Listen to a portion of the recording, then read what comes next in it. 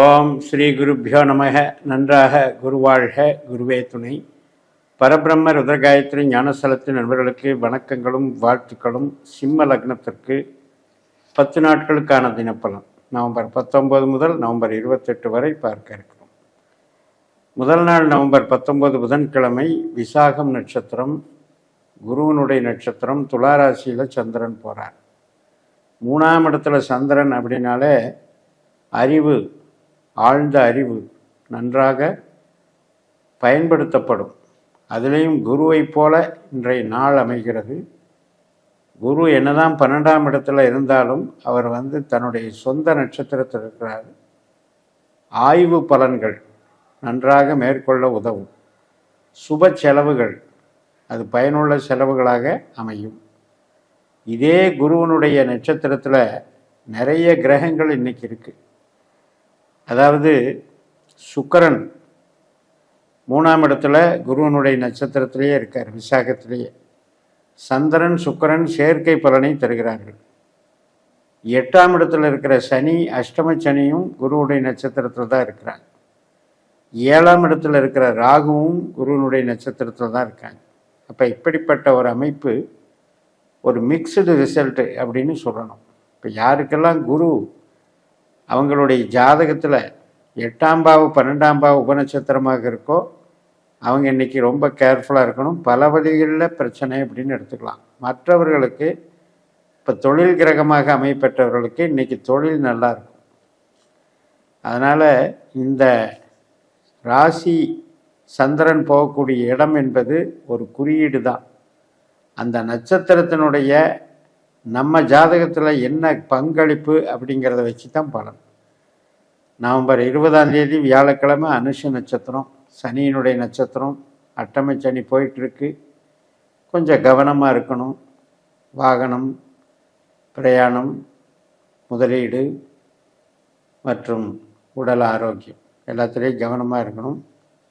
கால் வலி உபாதைகள், சில பேருக்கு திடீர் பிரச்சனைகள், அதாவது விழுகிறது, வண்டியிலேருந்து விழுகிறது அல்லது நம்ம வீட்டில் நடக்கும்போதே விழுகிறது, இதெல்லாம் கொஞ்சம் பார்த்துக்கணும்.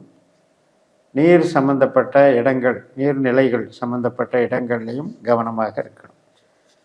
நவம்பர் 21ஆம் தேதி வெள்ளிக்கிழமை இந்த மதியம் 1:55 அனுஷம் முடிஞ்சு கேட்டை ஆரம்பிக்குது. விருச்சிக ராசி நமக்கு 4வது வீடு. அங்கே சந்திரன் புதனை போல செயல்படுகிறார். அந்த புதனும் அங்கேயே இருக்கிறார். அதுவும் குருவனுடைய விசாக 4ஆம் பாகத்தில் இருக்கார். 12ல் குரு புனர்பூச 4ஆம் பாகத்தில் இருக்கார்.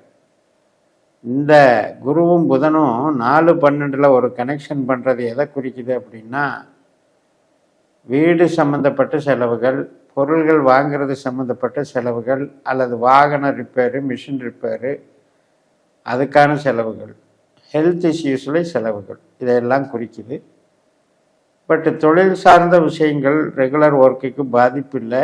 ஆனால் ஹெல்த்துக்கும் உறவுகளுக்கும் கொஞ்சம் பாதிப்பு இருக்குது.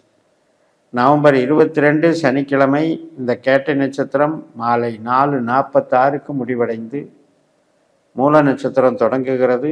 5ஆம் வீட்டில் தனுசு ராசியில் சந்திரன் கேதுவை போல செயல்படுகிறார்.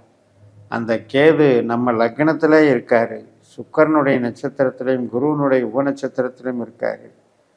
அதனால் இன்னைக்கு முயற்சிகள், சிறு சிறு பிரயாணங்கள், தகவல் தொடர்புகள், மாற்றங்கள் குறித்த சிந்தனைகள், அது மாதிரியான ஒரு அமைப்பு, ஆவணங்கள் சம்பந்தப்பட்ட நிகழ்வுகள், இப்போ ஒரு திருமணம் பத்திரிக்கை அடிக்கிறது, இது மாதிரியான விஷயங்கள், அதுக்கான முயற்சிகள், இதுக்கெல்லாமே சாதகமாக இருக்குது. நவம்பர் 23 ஞாயிற்றுக்கிழமை இந்த மூல நட்சத்திரம் 7:27 வரைக்கும் இருக்குது. அதனால் அதனுடைய அந்த பலன்களுடைய தொடர்ச்சி ஞாயிற்றுக்கிழமை இருக்குது. அதுக்கப்புறம் திங்கட்கிழமை நவம்பர் 24 பூராட நட்சத்திரம், தனுசு ராசியில் போகிற சந்திரன் 5ஆம் வீட்டில் சுக்கிரனை போல செயல்படுகிறார். சுக்கிரன் விசாக நட்சத்திரத்தில் 3ஆம் இடத்துல துளாராசியில் குருவை போல செயல்படுகிறார். அதனால் சுக்கிரன் 3ஆம் இடம் தன்னுடைய சொந்த வீட்டில் இருக்கிறதுங்கிறது ஒரு பலம்தான்.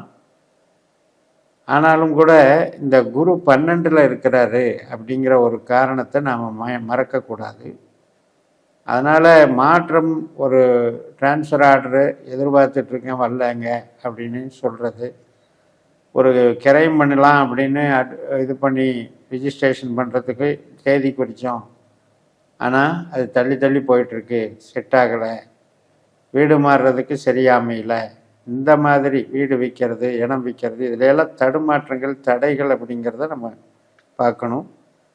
அதனால் இன்றைக்கும் நம்ம ரொட்டீன் ஒர்க்கை பார்த்துக்கிட்டு இருக்கலாம். கூடுதல் பொறுப்புகள் இருக்குமா ஒழிய, செலவுகள் இருக்குமா ஒழிய, பெருசாக வந்து நமக்கு எதிர்பார்த்த எண்ணங்கள் நிறைவேறுவதில் தடைகள்னு எடுத்துக்கணும்.